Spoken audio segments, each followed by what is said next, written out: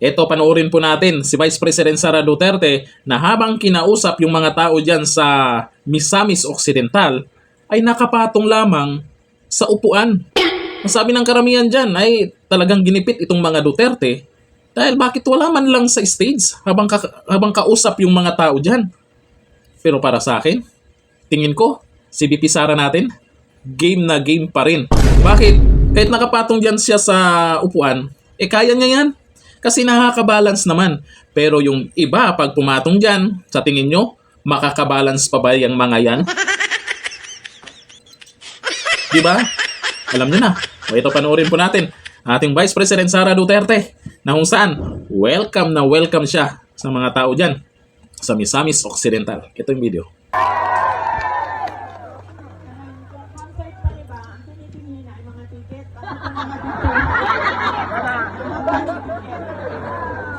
Ngayong hapon sa inyo.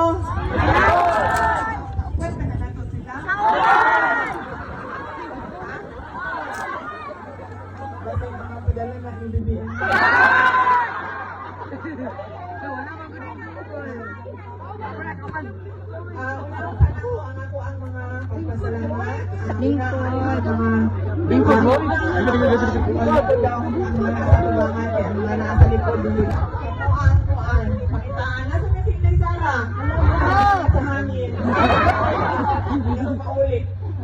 Unahon-unan ako ang mga pagpasalamat. Salamat sa ako ang mga kaigsuunan dinhi sa Misamis Occidental, kaninyong tanan. Salamat sa inyong oras sa karong adlaw. Daghan sa inyo ang nagkambyo sa ilahang mga schedule no kay kadto naman ning Domingo nagsulti nga muanhin dinhi mo bisita sa inyo sa Misamis Occidental. So daghan sa inyo ang nagkambyo og schedule para lang na mag-uban sa dinhi karon sa ato ang akong pulong-pulong para pagpasalamat sa inyong dinhi sa probinsya sa Misamis Occidental. Ikaduha, ang ako ang mga pagpasalamat sa mga lain-lain na grupo, hakbang ng maisog, daghang salamat. Kingdom of Jesus Christ, ang PDP, party, daghang salamat sa inyo. PDPS, I understand, naabot. O ang grupo sa ato ang former Governor Philip Tan. Daghang salamat sa inyo. Ano na pa ba po nalimtan? Na grupo na naabot ni karon. MRRD, daghang salamat sa inyong oras karong adlaw. Unahon po nako ang mga personal na pagpasalamat sukad atong 2022 hangtod karon binusa-usap nako ang pasalamat una personal na pagpasalamat kaninyong tanan sa ako ang mga kauban dinhi sa Mindanao, mga kaigsuunan nako sa Mindanao sa inyong tabang, sa inyong suporta, sa inyong boto, sa inyong kampanya para kanako tung tuig 2022 pagka Vice Presidente. Daghang salamat. Ikaduha, ang pagpasalamat nako isip inyong Vice Presidente sa inyong kadayon na suporta sa amuang opisina sa Office of the Vice President. Pasayloan ni na medyo gamay na lang ang amuang mga proyekto karon, nawala po ang amuang medical and burial assistance kaya kibaw naman mo sa istorya sa ako ang kinabuhi dinha sa kauluhan dinha sa National Capital Region pero magpadayon gihapon ni Laban! sila nga po ang i-impeach.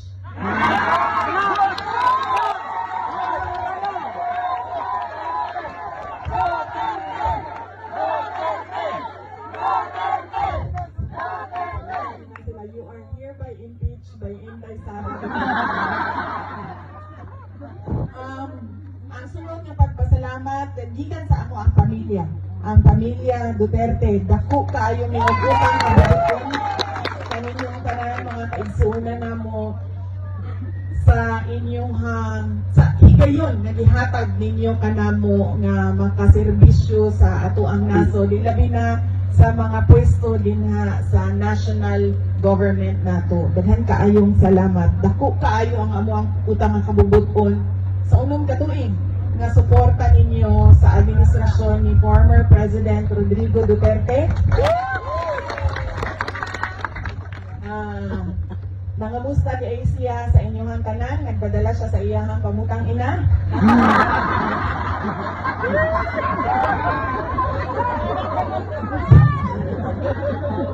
Naa siya karon sa Iloilo ba? PDP? No? Ikaw sa Iloilo? Yes, ang PDP na karon sa Iloilo kay dunay proclamation rally sa mga senador nga nagdagan sa ilalong sa partido sa PDP o ang mga guest candidates sa PDP. Di lang na ko may isa-isa pa karon. Pero madami yung may magpadala niyo sa sample ballot din sa inyo ha. Palihog na lang sundog ninyo ang sample ballot. Di lang sa ako mag-isa-isa sa mga pangalan karon kay Basig. Doon ako'y malimtan niya, maniubos niya sa ato dinhi sa ato ang tapok-tapok sa Misamis Occidental.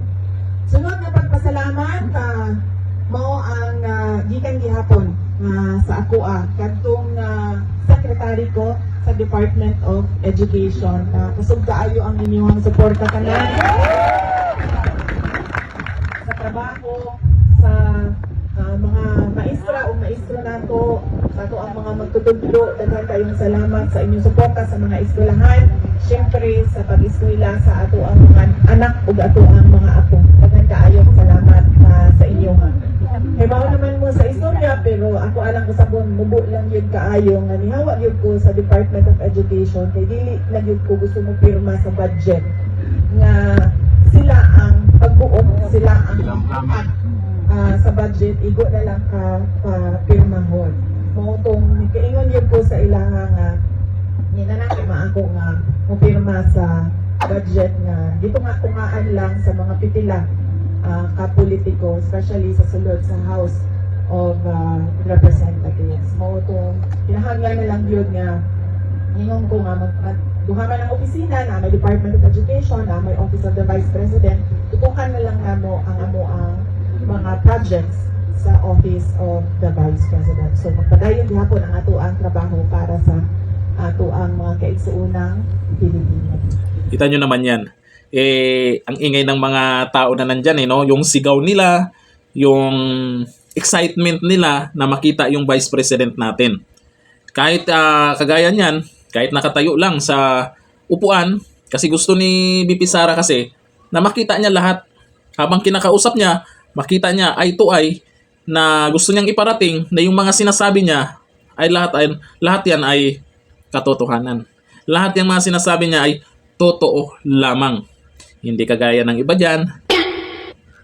Hindi kayang pumatong sa upuan dahil mahuhulog naman.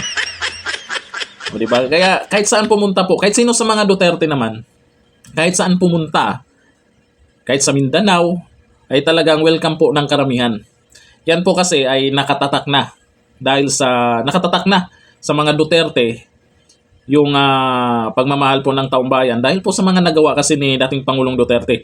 Si PRRD kasi, nung naging Pangulo siya, walang pinipili. Hindi lang Luzon, hindi lang Visayas, pati Mindanao, ramdam na may Pangulo tayo. Ngayon, mga taga Mindanao, ramdam ba na may Pangulo sila?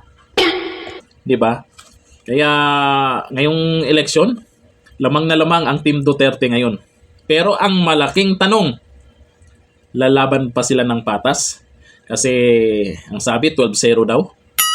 Sana Grabe, ang all. lakas, no? 12-0, parang first time yata din mangyari yan. Lahat mananalo. Lalo na pag nandyan yung malakas na kandidato. Kagaya nila Manny Pacquiao. Mga malalakas yung mga yan, di ba? Mananalo pa kaya yung mga yan. O kayo, Team Duterte din ba kayo? Sa mga taga Mindanao dyan, ramdam nyo ba ang gobyerno ngayon? May comment tayo dyan. Hanggang dito na lang. Thank you. Bye-bye.